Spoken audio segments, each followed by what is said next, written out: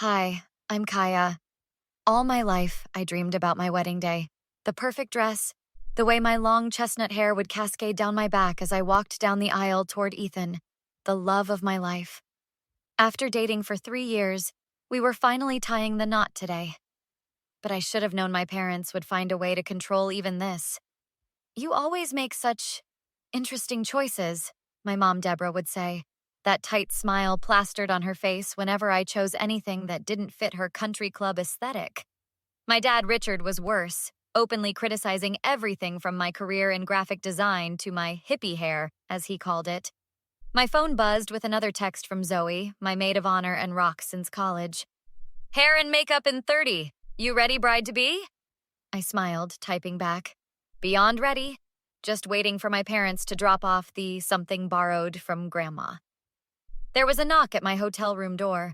I opened it to find my parents standing there, all smiles and wedding day cheer that felt forced. There's our beautiful bride, Richard said, stepping into the room with a garment bag. We brought something special.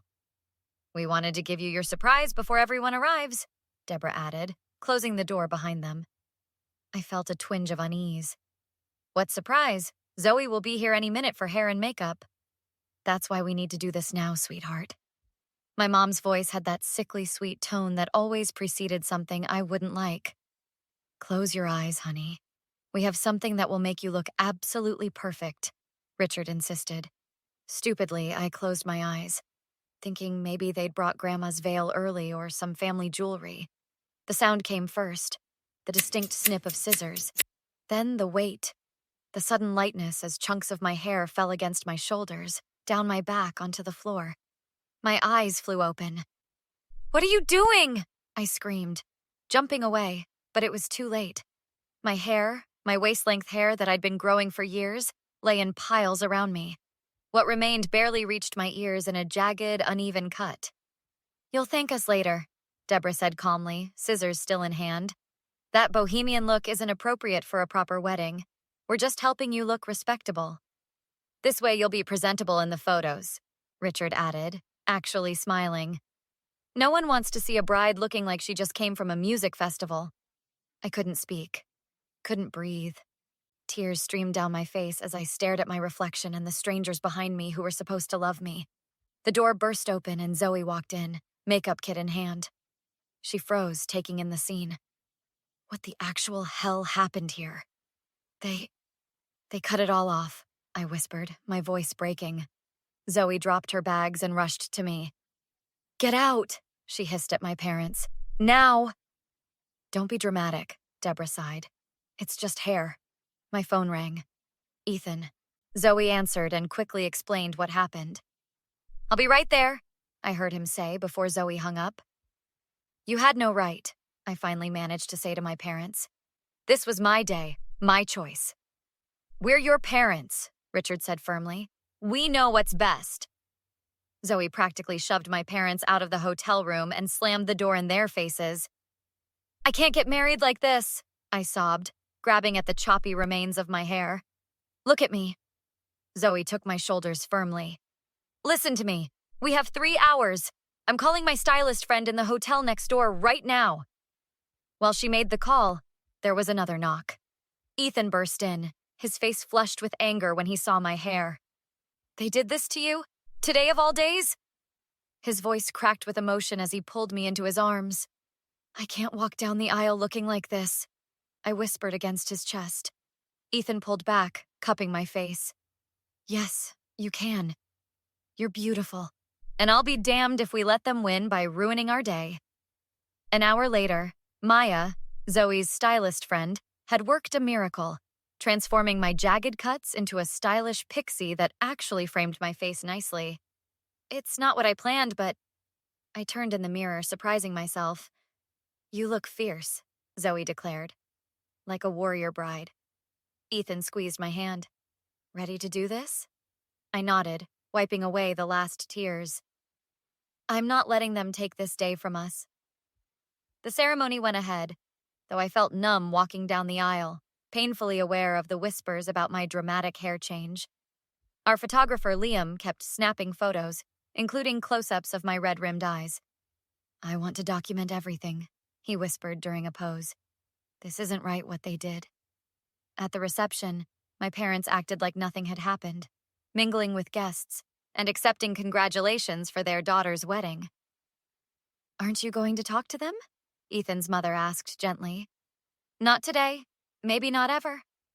The tension was palpable as I deliberately avoided them for hours. Finally, during the speeches, my father clinked his glass and stood up. I'd like to say something to my beautiful daughter. Kaya, your mother and I may have been overzealous this morning. We only wanted what was best. We're sorry if we upset you on your special day. The room fell silent. Everyone turned to me, expecting the classic wedding day reconciliation. I slowly stood up. You didn't upset me.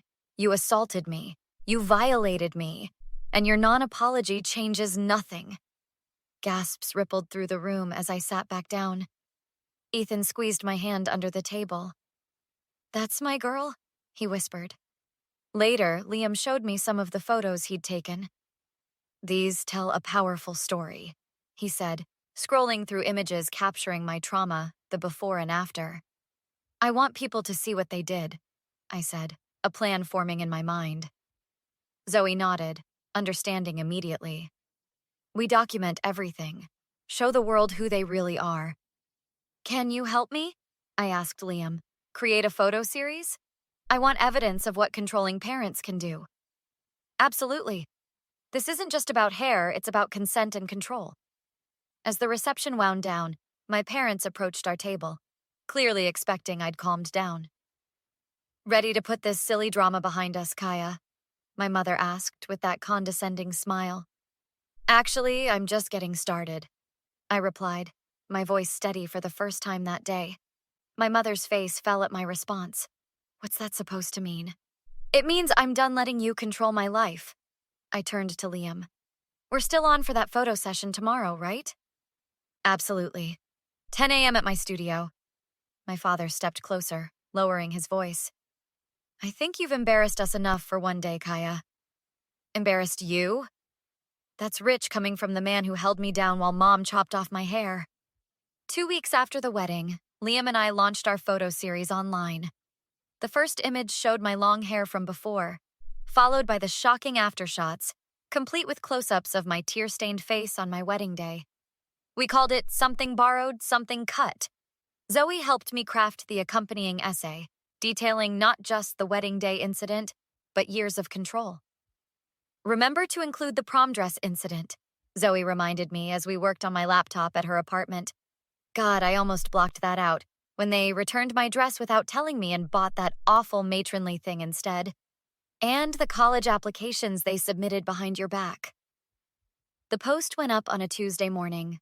By Tuesday night, it had been shared over 10,000 times. Holy shit, Kaya, Ethan said, scrolling through his phone. Your story is everywhere. People are outraged. My cousin Jasmine called next. I just saw your post. I had no idea they did that to you, though I'm not surprised. Remember when they accidentally deleted my number from your phone in high school because they thought I was a bad influence? That was them? I always wondered what happened. More family members reached out with similar stories, a pattern emerging of my parents isolating me from anyone they couldn't control. My in-laws were rock solid. Margaret, Ethan's mom, showed up at our door with dinner and a fierce hug. I knew something was off about them, but this is abuse, sweetheart. My parents' response came swiftly. First, a carefully worded post claiming I was emotionally unstable and had always struggled with reality, painting themselves as concerned parents dealing with a difficult child. When that backfired, they tried calling mutual friends to spread their version. Most saw through it. Richard and Deborah's standing in the community crumbled. Dad's business partners started distancing themselves. Mom was asked to step down from the hospital charity board. People were whispering. Then came the cease and desist letter. They're threatening to sue you for defamation, Ethan said, looking over the document our mail carrier had just delivered.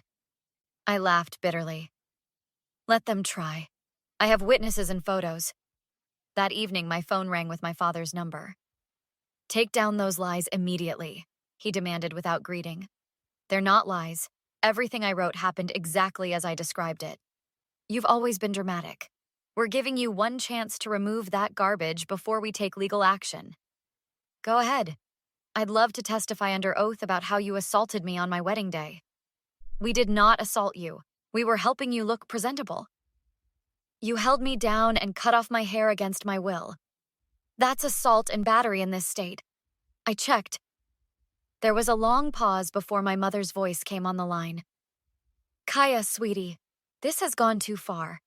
You're hurting this family. No, you hurt this family for years, and now everyone knows exactly who you are.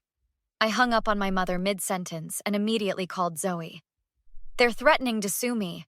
Can you connect me with your cousin who's a lawyer?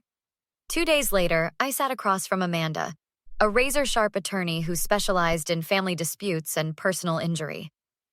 So they actually held you down and cut your hair without consent on your wedding day? She tapped her pen against her legal pad.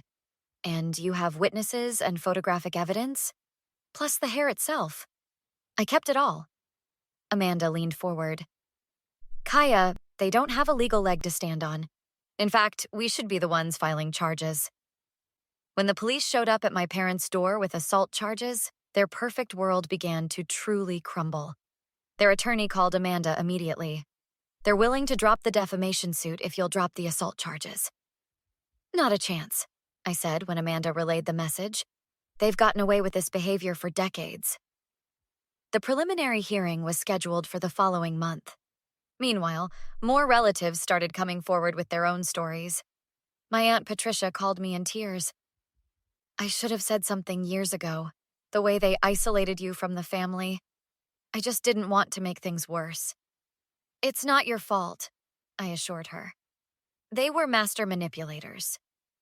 Ethan brought me coffee as I hung up. Your uncle just texted. He's pulling his investment from your dad's business.